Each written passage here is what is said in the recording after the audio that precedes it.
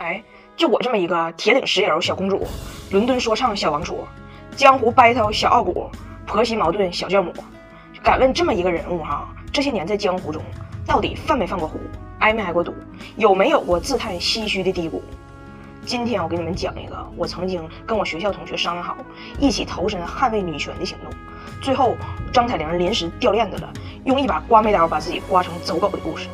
这个事儿让我办的吧是相当不讲究了。我为什么就这么掉链子了呢？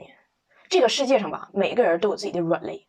亚当受不了夏娃的苹果，嫦娥受不了生活的繁琐，吕布受不了美人的婀娜，黛玉受不了凋零的花朵，尔康受不了聒噪的金锁，彩玲受不了别人的拱火。这个事儿吧，就纯属是拱火拱出来的。我们学校呢，每年开一次学术报告的研讨会，就算是系里最隆重的一个事儿吧，大伙儿都郑重出席，完全系的人都到场。开完会以后呢，还有个酒会啥的。完那年这个大会之前呢，就我们系这几个就是比较愤怒、比较激动的女权主义者们，相当于时代的弄潮儿吧，他们算是就先张罗了一个小会。小会呢，主要内容就是针对这个以男性为主导的文化对女性的这个单方面要求做出抵抗。用白话说，他们的点就是啥呢？就凭什么他们认为就是女性在出席正式场合的时候需要化妆、需要穿高跟鞋、需要去毛，咱们就照做呢？他们是谁？他们凭什么？我当时就一被这么煽动，我火就上来了呢。离离原上草，就怕被火燎嘛。我当时也来劲儿了呢。哎，真的哎，他们是谁？他们凭什么跟他干？完，他们就拟定出了一个计划，就是说在下周这个学术研讨会上，女生都不化妆、不穿高跟鞋、也不去毛，上台。但是你不得突出强调你这个点嘛？所以就每个人还照常穿裙子，因为你要穿一身西服上去，别人也不知道你想表达啥意思，对不？我当时那怒发冲冠的，让人拱火拱的。我说行，没问题。我现在开始我就不脱，我攒着，到时候梳俩辫出场。新时期新女性，毛发档期自己定。结果开会的头一天呢，我就有点怂了，就不让化妆、不穿高跟鞋的事儿吧，我还没啥事儿。就我这个恨铁不成钢的颜值啊，咱说实话，也不是说一管口红和一双高跟鞋就能救得过来的问题。有人说能用钱解决的问题就不是真问题。那能用化妆品和高跟鞋解决的磕碜也不是真磕碜。这俩事儿行，我可以做到破罐破摔无所谓了。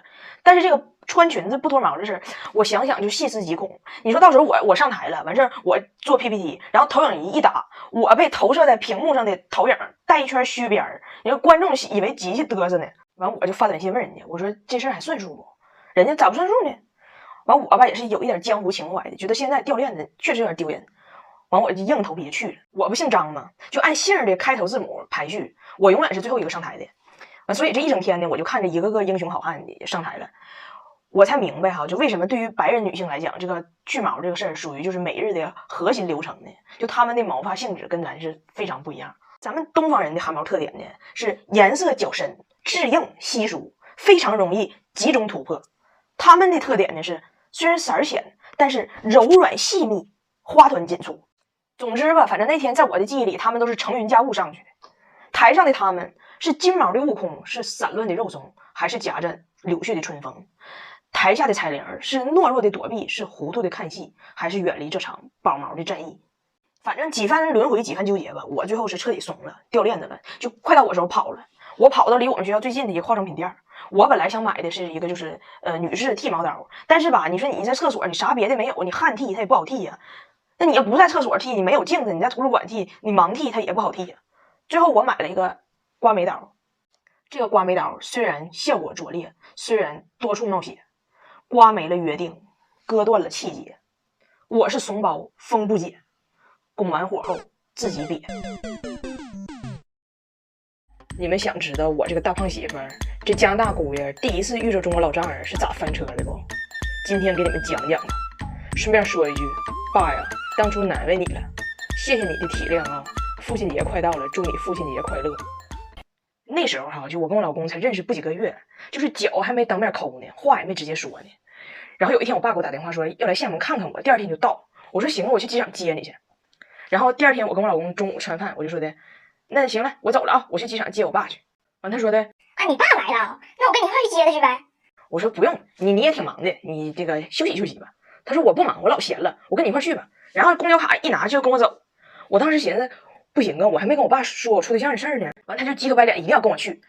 最后整的我没招了，我说我跟你说实话吧，就我吧还没准备好让你跟我爸妈见面呢。你说将来啥情况也不知道，万一是个无言的结局，多浪费感情啊！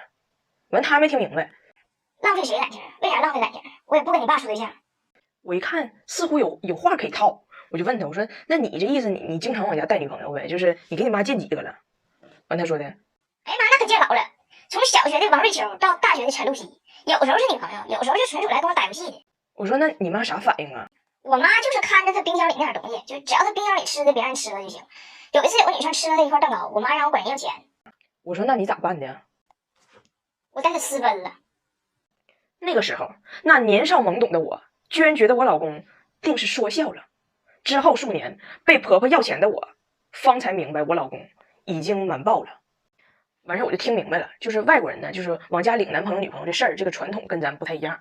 可能有时候你往家领个谁，你爹妈都不一定问。但是我不行啊，我没处过对象，完事我也没跟我爸见过谁，所以我想来想去，一狠心高低不能带他，然后我就上车了，给他扔道边了。我在车窗往外看他那样，偏跟吊掌的凉鞋在汗脚中爆浆，海市蜃楼的发量在骄阳下穿帮。我当时瞅他那样，我瞅他也挺可怜的，我心一软，我就上来吧。完他是乐颠的，像大白号似的就窜上来了。我当时我就觉得这个举动有点悲壮，我就想给我爸发短信，我就想告诉他，让他有点心理准备，就是一会儿接你的还有个大白号的。但是我爸在飞机上呢，接不着啊。然后俺俩这边呢堵车，赶上我爸人那边呢还顺风，俺俩到时候让我爸已经着陆了，正往出走呢，就时间很紧张。我这没有时间跟我老公解释应该叫啥，应该说啥。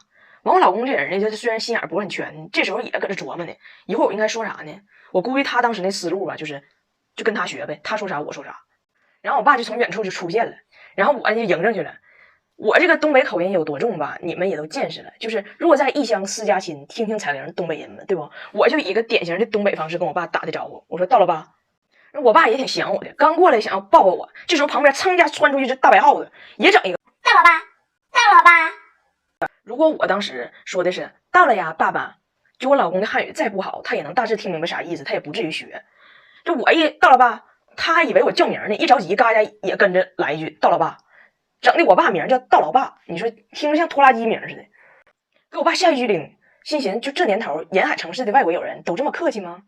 我爸就愣着了，给我整的我没招，我说爸，我给你介绍一下，这是我处了个对象，他叫啥啥啥。给我爸整的就一场游戏一场梦的，彻底蒙圈了。然后就一块往出走嘛，我爸手里拎个行李箱，我就一顿给我老公使眼色的，就赶紧帮拎，赶紧帮拎。我老公也没看明白。结果快上车的时候，你这行李箱不得放后备箱里头吗？我就一把把那行李箱抢过来，就假装说的你要帮他放，你自己说呗。结果我这大胖媳妇这时候汉语变异了，好上了，一点不配合，清澈响亮的问我干什么？给我尬的呀！我说爸，你先上车吧。然后俺俩上后备箱时，我就问他你咋的？你不懂得给我爸拎行李啊？结果人说的我看大老爸挺年轻的，你这上来就给人当老头带，我寻思人大老爸该不高兴了，人大老爸该不高兴了。